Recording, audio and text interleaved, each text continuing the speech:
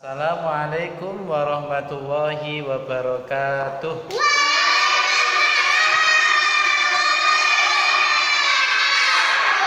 Oke, kemarin kita ceritanya tentang apa? Tentang Raja Abraham. Sekarang kita lanjutkan ceritanya, yaitu tentang kelahiran Nabi. Anak-anakku sekalian, Nabi Muhammad itu lahir pada tahun apa? Harinya hari apa? Senin. Ya, tahunnya gajah, harinya hari Senin. Siapakah ibunya Nabi Muhammad? Siti Aminah. Ayahnya siapa? Abdullah, ya. Nabi Muhammad itu lahir, semuanya malaikat menghormati.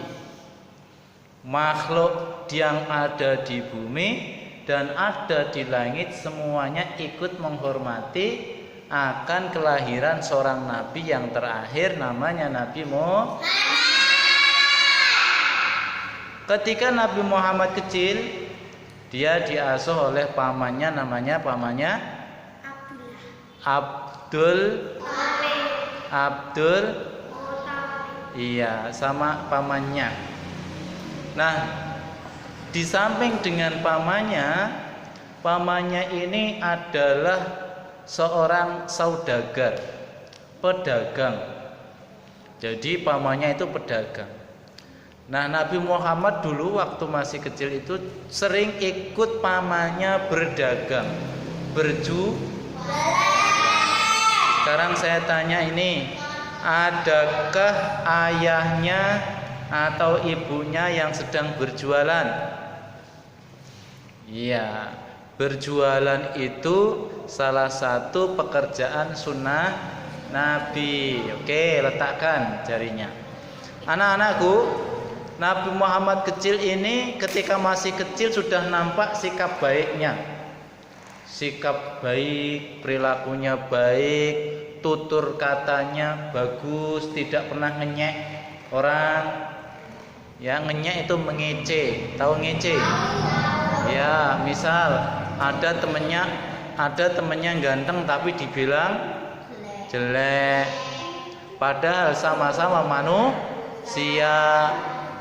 Jadi Nabi Muhammad tidak pernah menjelek-jelekan orang, tidak pernah menghina orang, tidak pernah menjelek-jelekan orang. Nabi Muhammad itu suka membantu suka menolong Nah, sikap inilah yang harus kita ikuti. Kalau kalian ini tutur katanya bagus, ya, si Iga cara bicaranya halus, sopan, sama temannya tidak pernah ngejek, itu berarti dia mengikuti sunnah Nabi. Kemudian Abon ketika melihat Fatir sedang jatuh, ya, si Abon bersegera untuk menolongnya, ya, mengangkat tubuhnya untuk berdiri lagi. Kemudian yang lecet dikasih obat supaya cepat sembuh. Berarti Abon ini punya perilaku yang baik, suka menolong. Orang yang suka menolong itu berarti sunnah Nabi. Dapat pahala tidak?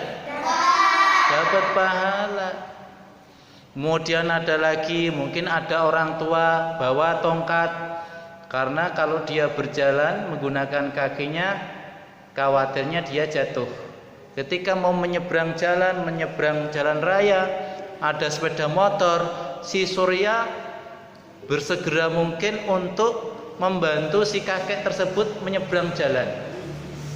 Dia sebagai seolah-olah seperti polisi lalu lintas. Stop, terus, stop, terus. Ya. Tujuannya apa?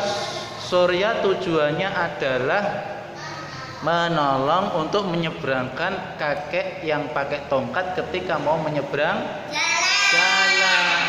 Kira-kira Surya dapat pahala tidak? Nah, ini sikap yang harus kita ikuti. Sikap yang harus kita ikuti supaya kita dapat pahala yang banyak. Kalau adik-adik anak-anak yang soleh-solehah ini kok suka seperti itu, membantu temannya, menolong orang yang sedang menyeberang jalan, maka besok orang tersebut, anak tersebut akan masuk surga. Kemudian yang kedua, Nabi Muhammad ketika masih muda,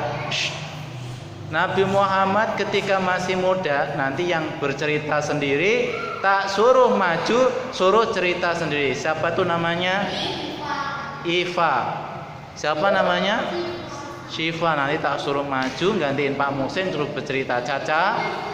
Nah ini yang cantik ini siapa ini? Ya, nanti tak suruh maju, tak suruh cerita, gantiin Pak Muhsin. Ya. Siapa yang punya telinga tapi tidak digunakan untuk mendengarkan gurunya sedang bercerita, sedang memberikan pelajaran, maka besok di hari akhirat telinganya akan menjadi tulang. Halo, masih bicara sendiri. Nanti tak pisah duduknya kalau bicara sendiri. Ya, tadi Pak Muhsin cerita apa coba? Gak mudeng. Sampai mana ceritanya? Ya, karena apa? Kalian bicara sendiri. Lombok harganya berapa? Tomat harganya berapa? Ya, biasanya kan anak perempuan yang dibicarakan begitu ya. Oke, kembali ke laptop. Jadi Nabi Muhammad ketika muda itu dia sudah tidak punya ayah.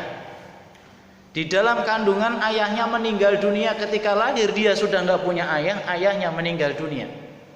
Ayahnya seorang pedagang. Ketika melakukan perjalanan yang jauh, kemudian tahu-tahu dia sakit dan akhirnya meninggal di perjalanan, kemudian dikuburkan. Ketika Nabi Muhammad masih muda, beranjak muda, Nabi Muhammad kecil itu diajak ziarah, berkunjung ke kuburannya ayahnya oleh ibunya. Ibunya Aminah, Nabi Muhammad sama pembantunya. Naik apa? Naik kendaraan onta pada masa itu ya. Di tengah perjalanan pula ketika dia sudah ziarah di kuburan ayahnya, di pertengahan perjalanan pulang, ibunya sakit kemudian meninggal dunia. Nabi Muhammad sedih, kehilangan ayahnya, kehilangan ibunya. Coba anak-anak ini bayangkan, kalau sekarang ini ayahmu sedang meninggal dunia, bayangkan. Kira-kira sedih enggak? Sedih enggak? Sedih apa seduh? Sedih. Kalau sedih itu kira-kira yang dirasakan kayak apa? Nangis. Nangisnya seperti apa? Wow. Ya. Itu karena kita sedih. Orang tua kita meninggal dan tidak akan hidup lagi selamanya. Apalagi begitu beranjak dewasa, ibunya juga menyusul meninggal dunia. Rasanya kayak apa hidup di dunia ini tanpa ayah, tanpa ibu? Makanya anak-anak ini coba Anda bayangkan, Anda renungkan. Hamam, Yusuf, Caca, sampingnya Caca, ya. Kemudian semuanya Anda renungkan. Aku sudah nggak punya ayah, aku sudah nggak punya ibu, keduanya meninggal dunia. Aku harus hidup bersama siapa? Coba hidup bersama siapa? Iya, bibinya kalau mau 1 minggu mau, 2 minggu mau, 3 minggu bosen. Karena bibi, nenek, pak de, bude itu berbeda dengan ayah atau ibunya yang melahirkan kita. 100% 2 malaikat penjaga kita itu adalah orang tua kita. Makanya selagi Anda, anak-anak semua ini masih ditungguin orang tua itu, jangan sampai berani. Jadi anak yang soleh harus nurut. Tidak boleh ngomel-ngomel. Tidak boleh ngomel-ngomel. Hamam, belikan gula. Siap. Gitu ya. Hamam, belikan gula. Gua. Kira-kira dosa enggak? Dosa. Surya, belikan tempe. Injih, Bunda. Bagus apa enggak? Bagus. Surya, belikan tahu. Gua. Kira-kira bagus apa jelek? Berani apa tidak? Berani sama orang tua apa enggak? Surya, berikan tahu. Gua. Berani sama orang tua tidak? Itu namanya berani. Karena bantah. Perbuatan bantah, seorang anak bantah sama orang tuanya, itu berarti durhaka. Apa? Itu pasti dia berdosa.